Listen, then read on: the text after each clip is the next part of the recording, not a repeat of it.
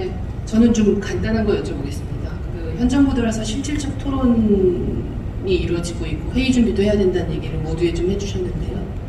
그 국무회의는 어떻습니까? 이전과 비교해서. 국무회의는 크게 두 가지 파트입니다. 하나는 그 헌법상의 절차로서 해야 되는 그게 국무회의에 사실은 원래 그게 중요한. 왜냐하면 모든 그 국가적인 법률이라든가 뭐 시행령까지도 이거는 전부 국무회의에서 의사록에 따라서 다 발언을 하고 여기에 따라 국무위원들이 다 서명을 하도록 헌법에 그렇게 되어 있어요. 그래서 매주 지금 같은 화요일인가 모여서 뭐 1시간 넘게 하는데 1시간 가까이는 그 헌법상의 그 의사를 의무적으로 진행하는 게 대부분이고요. 대통령께서는 이제 실질적인 좀 토론이 됐으면 좋겠다. 미국의 백악관 보면 저 사무실에 참모들하고 다리 꼬고 앉아가지고 계속 강론을 막 하지 않습니까? 이런 것을 국무회의에서 했으면 좋겠다 그래가지고 이미 몇 차례 했습니다. 규제 혁신 한번 했고, 반도체 했고, 공공기관 개혁했고, 뭐 그 다음에 무슨 주제가 주어질지 모르겠는데 이 부분에 대해서는 발제를 준비해오는 부처 장관들이 있고요. 또 여기에 대해서 토론들을 하라 그러는데 어려운 자리니까 잘 안 하더라고요. 그래서 그 대신 그 자리는 대통령께서 직접 주재하시는 토론이기 때문에 거기에서 오간 얘기에 대해서는 실은 부처들로서는 그것들을 더 구체화해서 집행할 책임들이 있지 않습니까? 그러면 대통령이 거기에서 지적하고 제기하거나 요구한 문제들은 후속 작업들이 아주 좀 집중적으로 진행이 되죠. 그래서 우리 대통령의 그 의미라는 게 어떤 주제에 대해서 관심을 주고 또 거기에 대해서 대통령의 지시이기 때문에 부처 간의 칸막이라든지 위아래 뭐 이 계층이라든지 이런 걸 다 뛰어넘는 그런 면에서는 위력을 발휘하는 그런 것들을 경험을 하고 있고, 근데 한편으로는 화석의 치밀한 준비와 뒷받침 없이 해서 지시가 됐는데 그거는 잘 되고 다른 부작용이 나오면 어떨까? 이에 대해서 좀 더 시스템으로 좀 더 치밀하게 뒷받침될 필요가 있다. 이런 것들을 좀 느끼고 있고요. 실질적으로 총리나 우리 장관들, 뭐 부총리나 이런 사이에 치열하게 주거니 받거니 해서 서로 언성 높이면서 토론이 되는 것들은 다른 회의들이 많이 있습니다. 경제장관회의, 비상경제회의, 부동산공개회의, 물가대책회의 등등 이런 것들이 있으니까요. 꼭 국무회의라는 그 의전을 갖춰야 되는 그 분위기를 보고 다 상식적이다 이렇게 볼 필요가 없습니다. 네, 토론회라는 게 시간을 지키는 것은 중요한데 지금 예정 시간이 한 2분 정도 남겼습니다. 혹시 질문 추가로 했으면 좋겠다는 네, 한 가지만 하세요. 네, 알겠습니다. 얼마 전에 저 공공기관 경영평가가 나왔었고요. 여기 이제 일부 국토부 산하기관 같은 경우는 평가가 또 매우 나빴습니다. 그리고 또 공공기관 특성상 국토부 산하기관들은 부채도 많은데 특별히 장관님 생각에 개선이 좀 필요한 기관이 있다. 라면 어떤 기관들을 좀 짚을 수가 있을까요? 국토부 산하에는 그 공기업하고 산하기관을 28개가 있습니다. LH도 있고 코레일도 있고 공항공사도 있고요. 가장 큰 공기업들의 상당수가 우리 안에 있습니다. 안고 있는 문제들과 그것들의 그동안의 사연들은 각각 다르긴 합니다.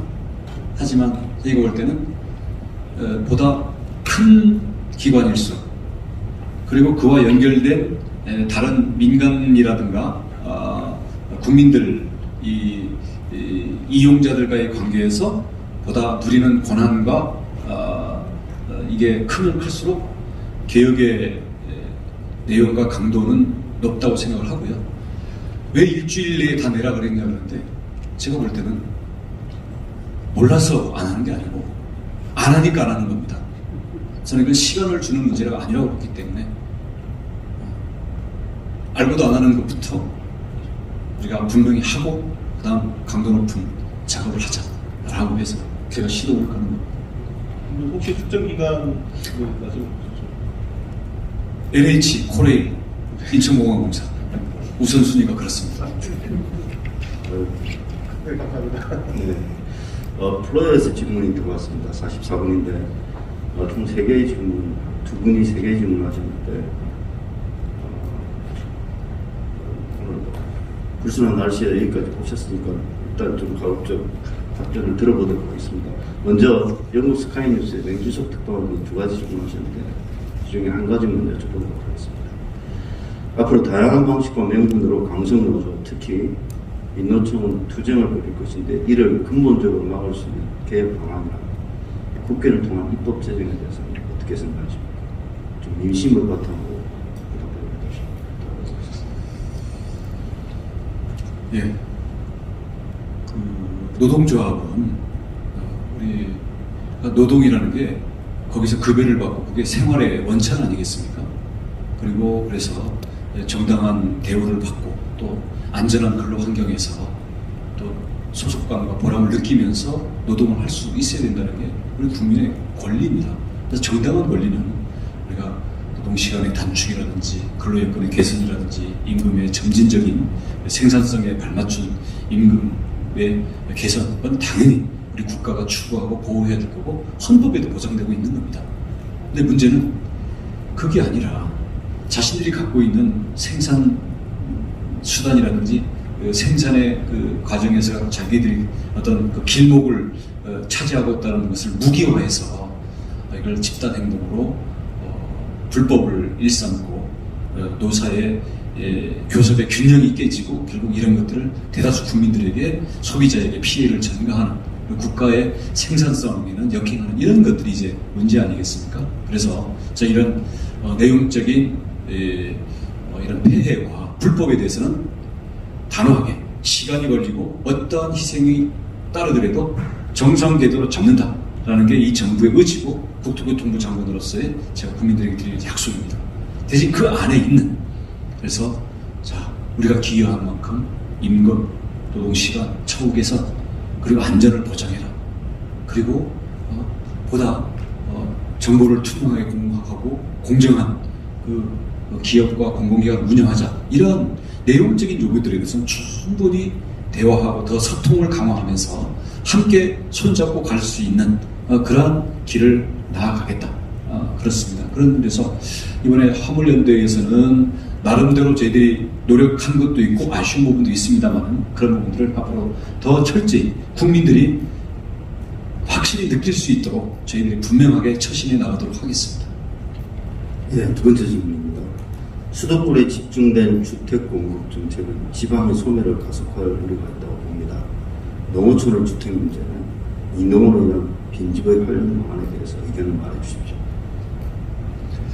사실 그렇습니다. 지금 농어촌 같은 경우는